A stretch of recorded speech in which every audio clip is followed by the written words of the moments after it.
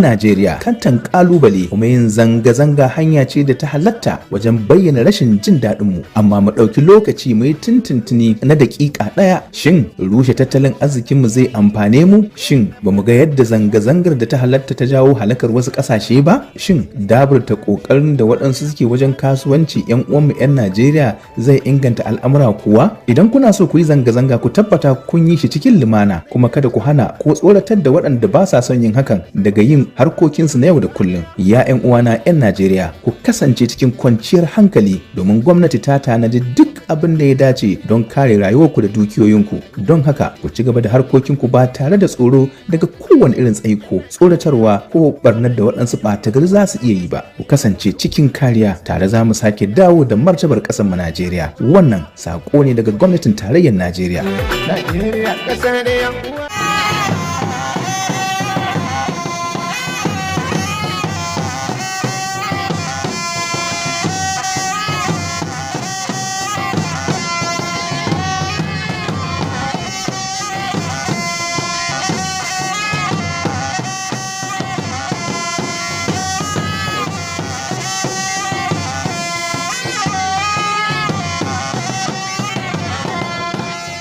Sokoto State Government bags Award of Excellence from Saudi Arabia. Sokoto Government condemns the vandalization of some structures by protesters. Kano State Police Command parades notorious armed robbers in the state. Good evening and welcome to Alu TV News. Today, Tuesday, 6th August 2024. It is also the first of Safar 1446 after the Hijrah of Prophet Muhammad, peace be upon him. I am Hayatu Jibudallatu with the news.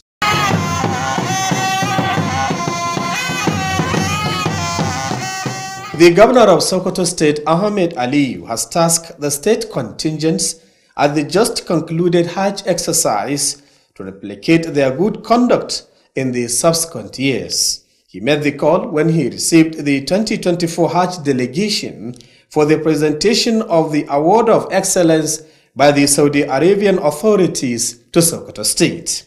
Government House correspondent Nasser Abubakar Eri reports that the Award of Excellence backed by the state government was for the conduct of successful year's Hajj. Government House correspondent Nasser Abubakar Eri reports that the Award of Excellence backed by the state government was for the conduct of a successful year's Hajj operations. His report.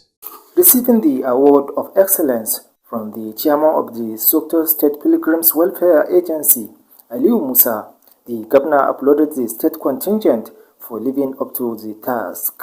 To the governor, the National Hajj Commission testified that the state contingent was among the best during this year's Hajj ritual. I commend Pilgrims Board for making us proud in the Holy Land. And making us proud on the eyes of international community. Therefore, appreciated their efforts and urged them to maintain the tempo. I assure you of my commitment. I assure you of my support at all times. Earlier, the state chairman, Pilgrims Welfare Agency Aliyu Musa, said the Hajj delegation visited the governor for the official presentation of the award and to brief him on what transpired during the Hajj exercise right from the country to the Holy Land. Adequate arrangements were made to ensure the welfare of our pilgrims in both Mecca and Medina, and this was as a result of the support we enjoyed from your administration, Your Excellency. Reporting from Government House Sokoto, I am Nasser Abubakar. Borno State Governor Babagana Umara Zulu has commissioned 500 housing units and flagged off the relocation and the resettlements of IDPs of various villages under 3 different village heads, namely Bama, Goneri, and Soye districts respectively. He applauded the effort of the committee chairman and his team under the care of Honorable Abba Jatau Mohammed Mai Jama'a. He advised the returnees to be law-abiding citizens and always keep their eyes open and cooperate with the security operatives.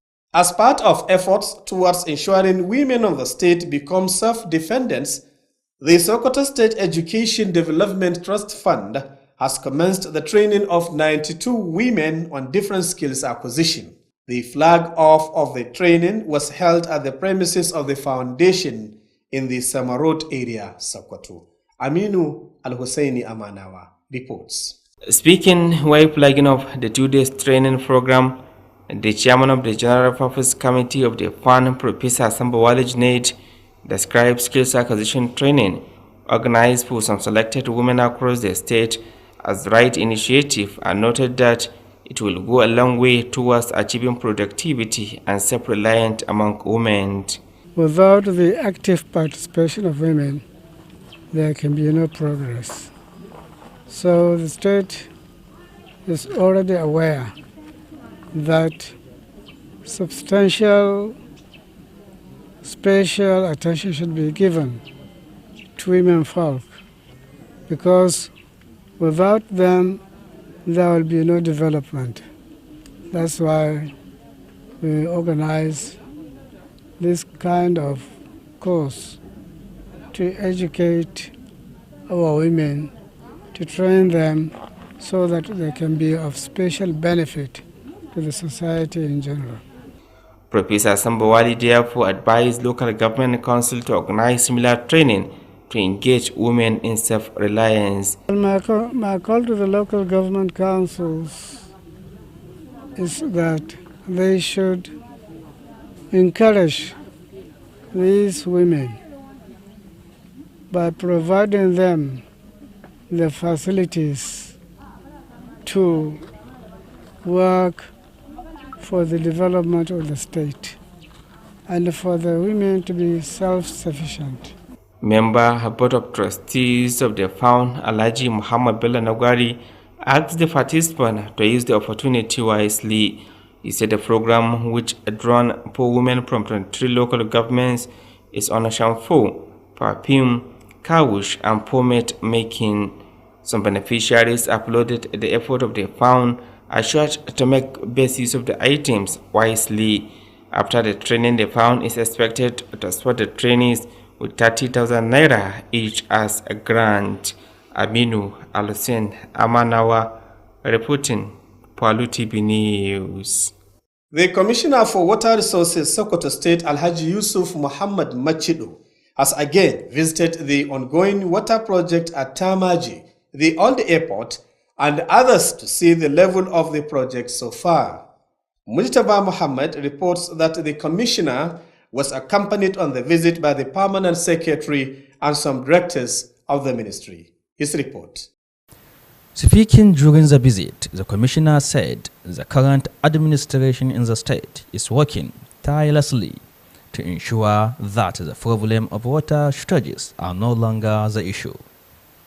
He further said the main reasons for the frequent supervision is to see how the work for the expansion of water intakes is going. The Commissioner expressed satisfaction with the way the work is going, even as he called on the community around the areas to support the effort of the state government toward providing potable water in the state. As you can see, I'm satisfied. Actually, we have what they call work plan.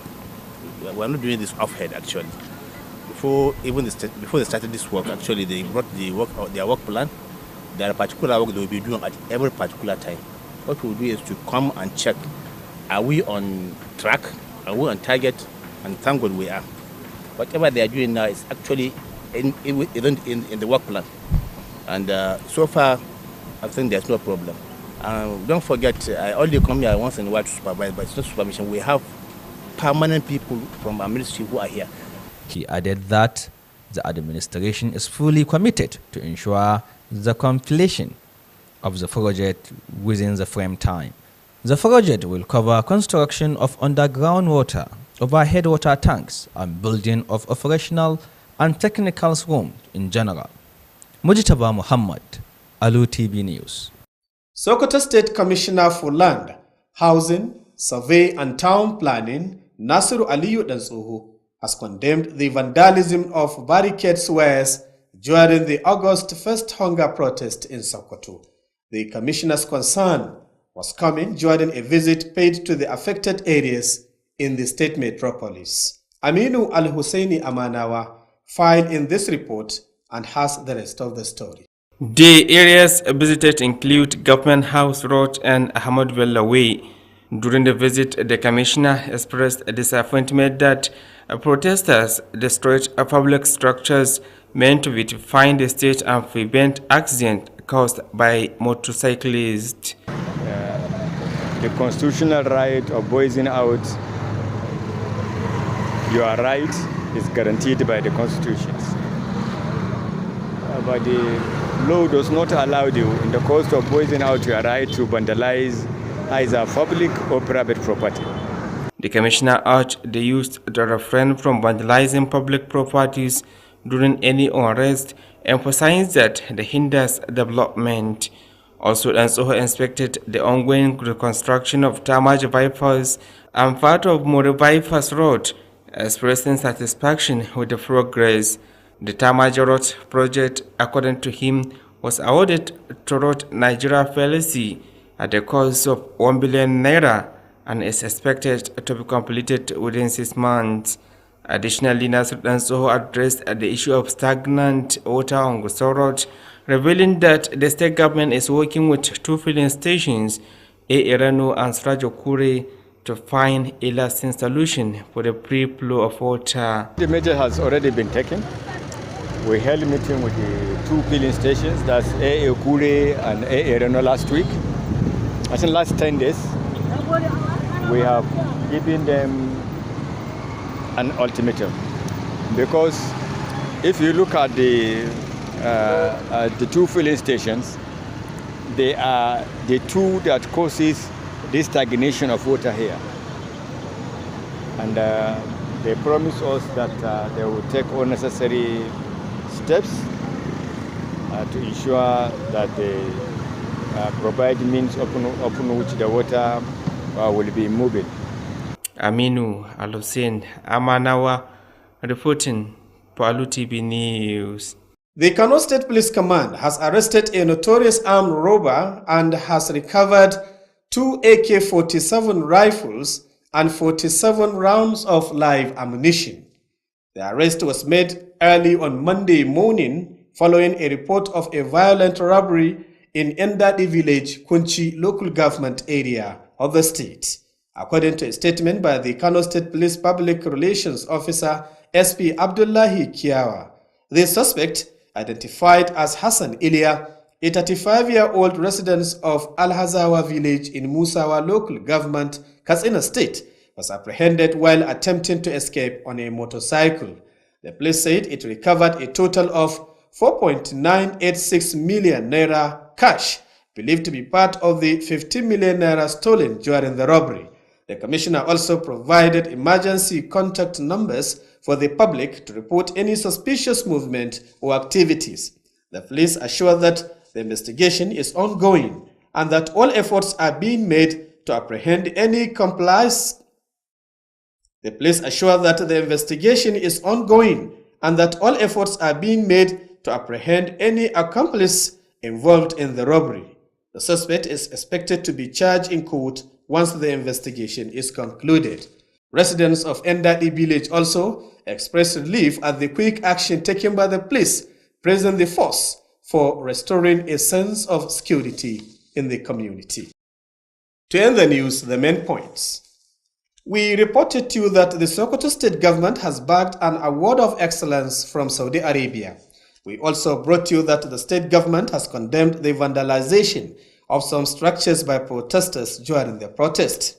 You also heard that the Kano State Police Command has paraded notorious armed robbers in the state.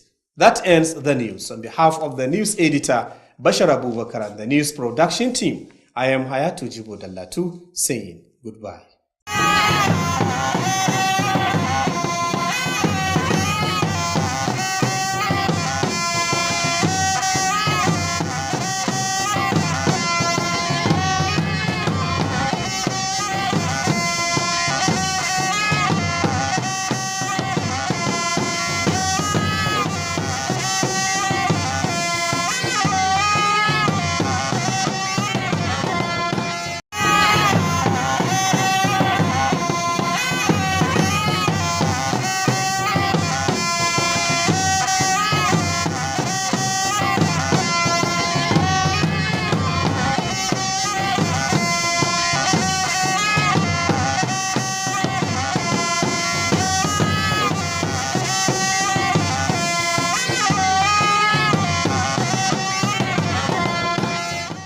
za ku ji cewar gwamnatin jihar Sokoto ta samu lambar yabo daga kasar Saudiya. Haka ma gwamnatin jihar Sokoto ta yi Allah wadai da lalata kayayyaki da masu zanga-zanga suka yi a jihar Sokoto. A jihar Kano za ku ji cewar rundunar 'yan sandan Najeriya a jihar Kano ta samu nasarar cafke wasu da ake zargi da aikata fashi da makami a jihar. Jama'a assalamu alaikum, barka da wannan lokaci, barka da kasancewa da fassarar labaran Alu TV. A yau muna talata 6 ga watan Agustan shekara ta 2024 wanda ya yi daidai da 1 ga watan Safar shekara ta 1446 bayan hijirar fiyen halitta Nabi Muhammad sallallahu alaihi wasallam daga Makka zuwa Madina. Sunana Nafisa Kabiru Muhammad dauke da fassarar labaran.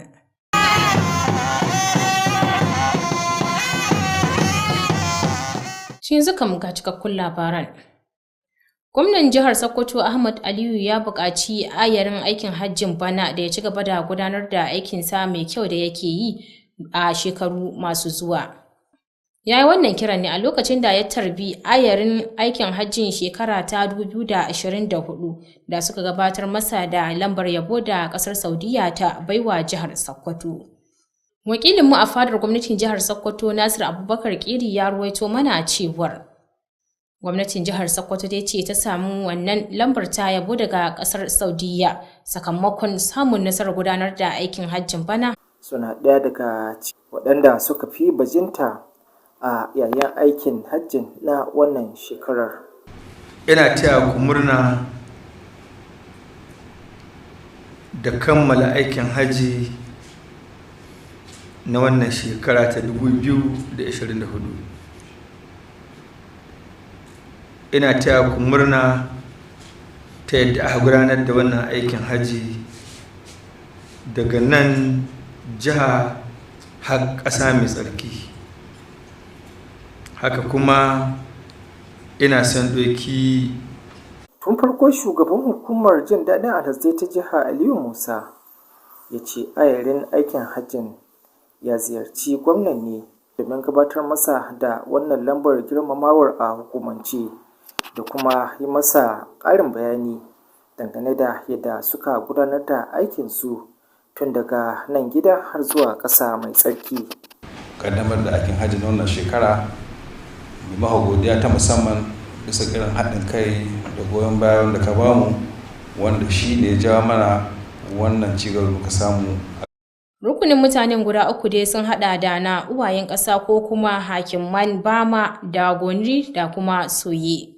Gwamnan ya yaba kokarin shugaban kwamitin tare da ayarinsa karkashin jagorancin Abba Jatau Muhammad wato mai jama'a, ya kuma buƙaci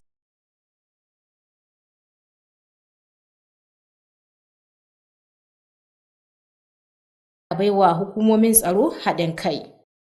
To idan muka dawo a jihar Sokoto kuma a wani kokari na tabbatar da ganin matan jihar Sokoto sun dogara da kawunansu, asusun bunƙasa ilimi na jihar Sokoto ya soma aikin horas da mata 92 sana'o'in hannu daban-daban.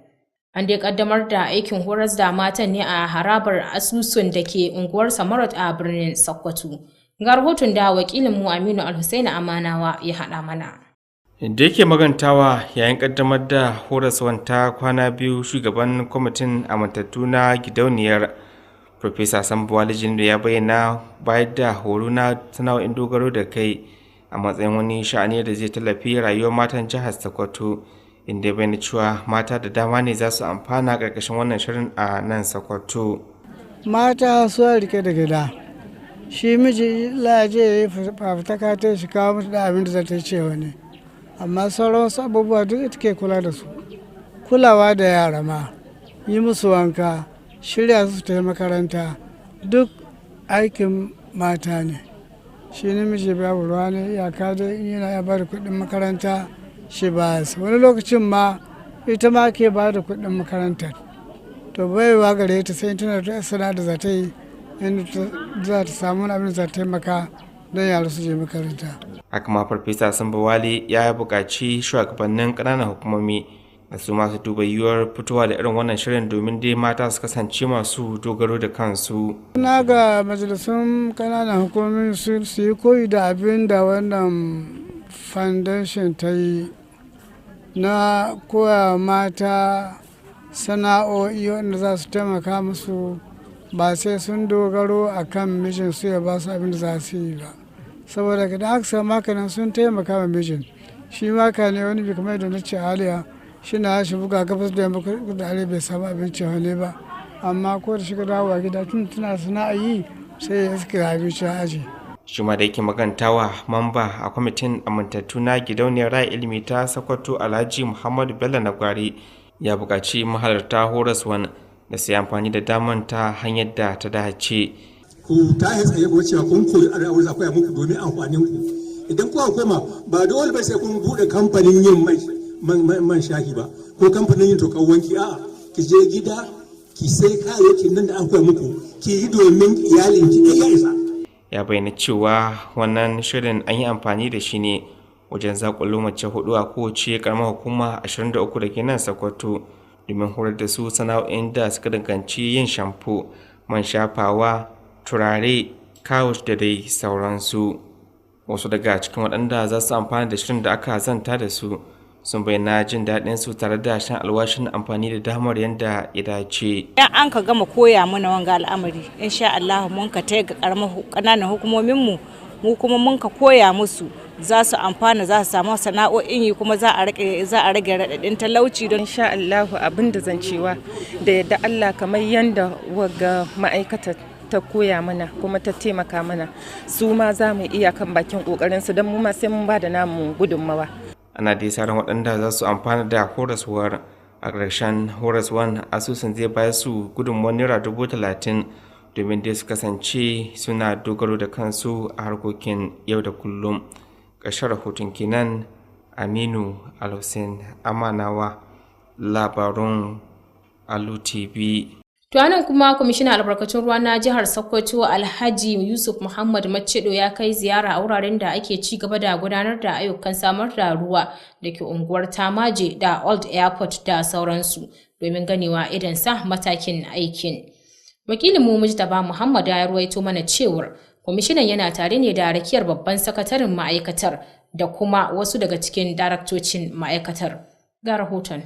Da yake jawabi a lokacin ziyarar, kwamishinan ya ce gwamnatin jihar tana aiki tukuru domin ganin an daina fuskantar matsalar karancin ruwa a fadin jihar. Kwamishinan ya kara da cewa babban dalilin da yasa aka yi wannan ziyarar domin ganin an saka ido kan yadda ayyukan ke gudana. Haka zalika aikin ana yin sa ne domin bunƙasa ruwan sha a fadin jihar. Kwamishinan ya bayyana gamsuwarsa da yadda aikin ke gudana. Haka zalika kwamishinan ya kira ga al'ummar yankin da su marawa kokarin gwamnatin jihar baya na ganin an samar da wadatattun ruwan sha a fadin jihar. Kamar yanzu a ce daga wata